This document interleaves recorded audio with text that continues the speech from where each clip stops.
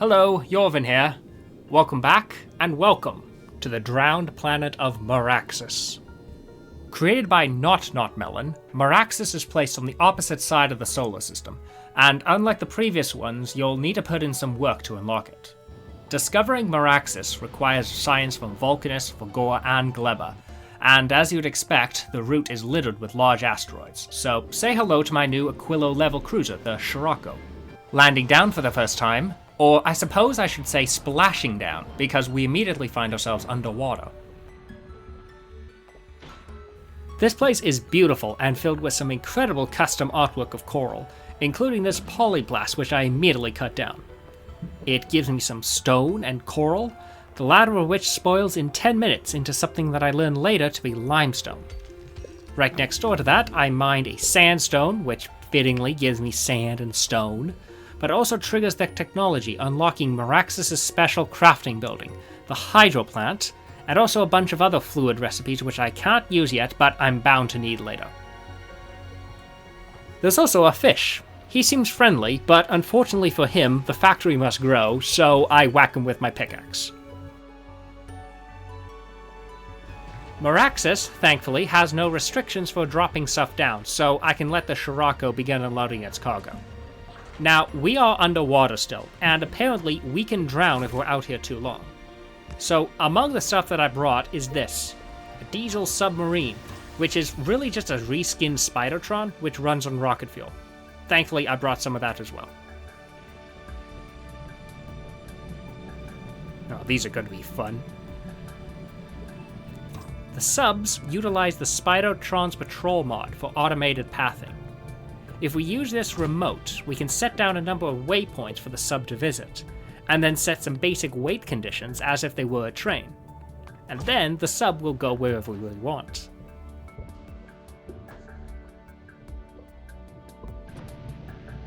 Finally, I brought along some vehicle docks. If a sub is stopped above it, the dock will link with its inventory, so inserters can move stuff in and out. If we had power, that is. Now, the hydro plant can be made in a chemical plant, requiring just some tungsten and blue chips, but also saline water, which can be pumped in from an offshore pump placed literally anywhere. It has no productivity bonus, but remember how the forge on Castra had a 10% quality bonus? Well, the hydro plant has that too, but it's 50%. This is going to be interesting. So, the one main quirk about Maraxsis is that we're underwater. Besides the chemical and hydro plants, all crafting machines will flood and be unusable. To use them, we need to place those buildings inside a pressure dome, which is simply enormous.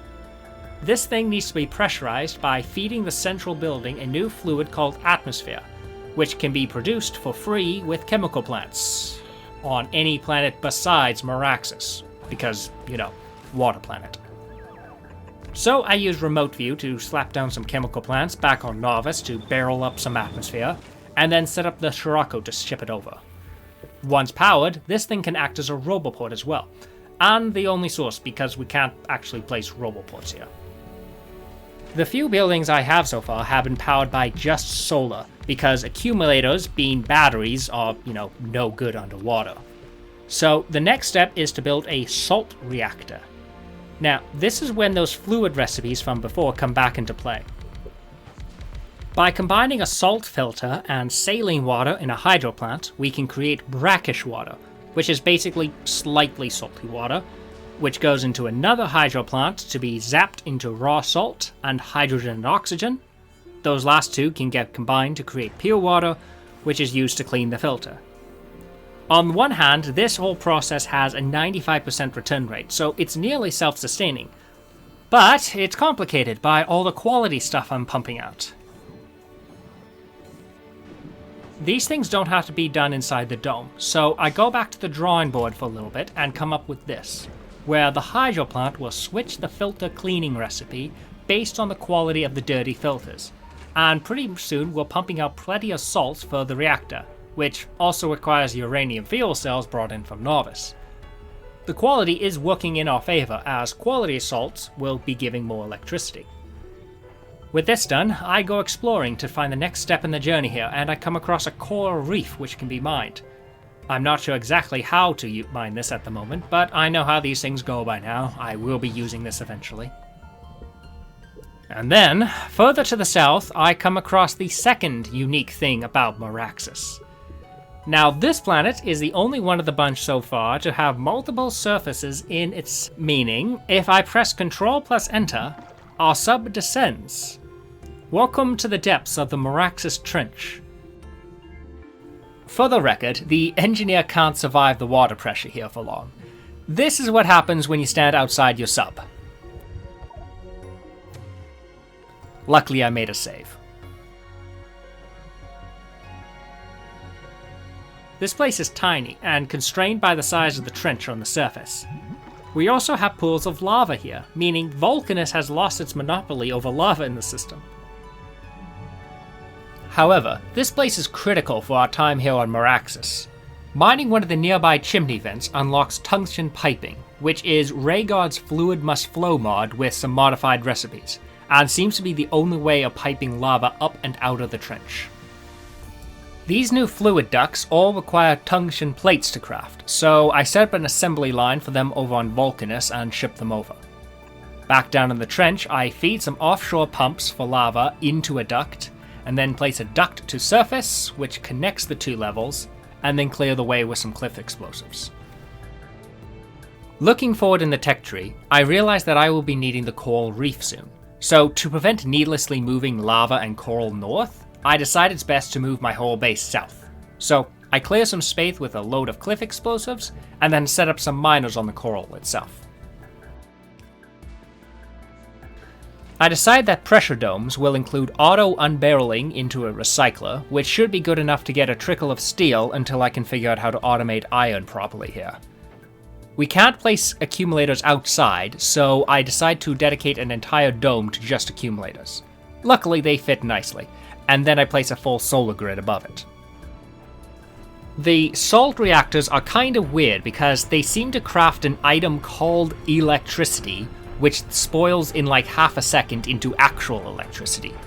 There's apparently an internal accumulator that can't be read by the circuit network, but the whole thing will continue to chew through salts even when it's full.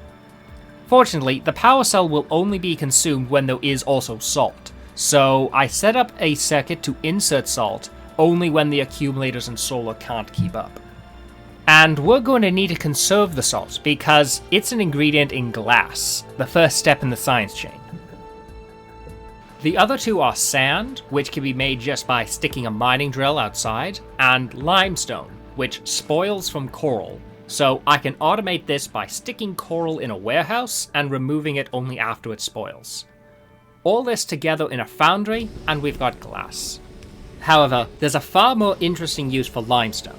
Processing it in a foundry will give stone, which is rather useless, but most importantly calcite, which we can then combine with the lava that we've been pumping out of the trench to make iron and copper Vulcanus style.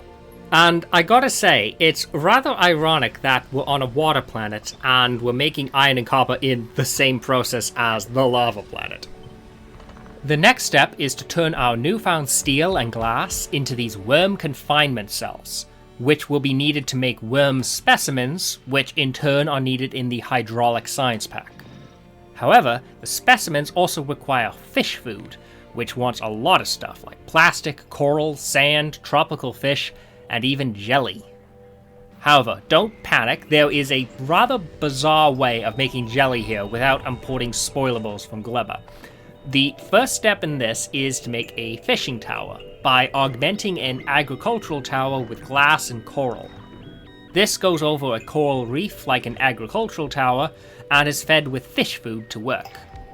But how do we get fish food?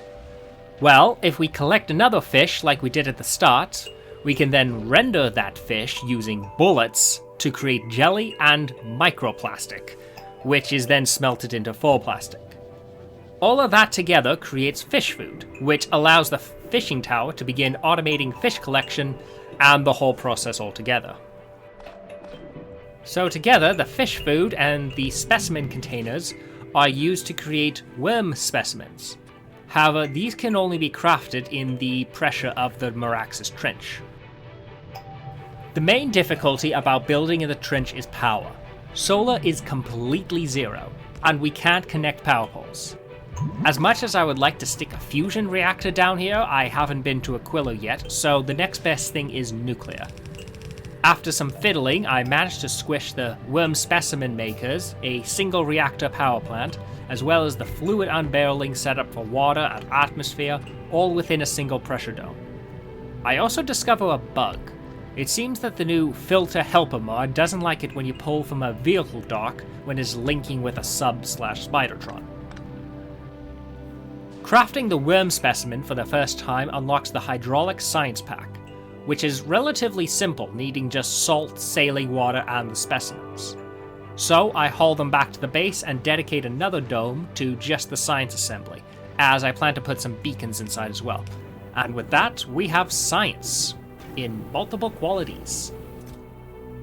We're unable to build a rocket here just yet, so we can feed some of the new science into an ordinary lab by itself to unlock Project Sea Dragon, which lets us build silos underwater. However, you'd think this be the end of the planet, but no. Now it's time to build a rocket. The rocket parts are somewhat simple. We've already been making all the stuff for molten LDS, so that just requires some more belt weaving. Rocket fuel can be made from just hydrogen and oxygen, and blue chips can be helped out with some EN plants shipped in from Fulgora. The sulfuric acid gives me a bit of pause, as the only way to make the needed sulfur here is to combine steam with lava down in the trench, and then ship it back up via submarine. However, this is not the end. Rockets on Maraxsis are unique, because we actually need a fourth rocket part to protect against all the water. Super sealant substance, which requires hydrogen, sulfur, and heavy oil. The first two we're already making, but the heavy oil makes me scratch my head for a minute. Eventually I figure out the solution, and it's a weird one. The jelly that's coming out of the fish rendering will spoil, which can be turned into nutrients to run a biochamber, in which we can burn more fish to make carbon, which goes into some chemical plants with sulfur to make coal, which goes into some oil refineries with basic oil liquefaction to make heavy oil, which goes into for sealant. And with that, we have a slightly damp rocket. The multiple science qualities gives me some pause getting science off Maraxsis, but once I get it back to Novice, it's time for the labs to start cooking, because there's a lot of technology. The first one is sonar, which acts basically as an upgraded radar which can be placed underwater. Great model, by the way. Next up is a tier of glass productivity, and then it's time for some special ones. Maraxsis has 3 different technologies which combine the hydraulic science pack with one of the original inner planet's science. First up is stone centrifuging from Vulcanus, which lets us filter stone into a centrifuge for a 1% chance of a single uranium ore. It's somewhat useless, but it gives at least some use for the stone we've otherwise just been recycling. But what's kind of odd is that this can use productivity modules, which is so overpowered I have to wonder if this is unintended. Effect Transmission 2 from Fulgora is far more impactful. So far, we've only been able to use beacons inside of domes. This gives us an upgraded beacon called a conduit with a massive transmission size and 4 module slots. It also has this nice graphic where the crystal here will change color based on the type of module it has.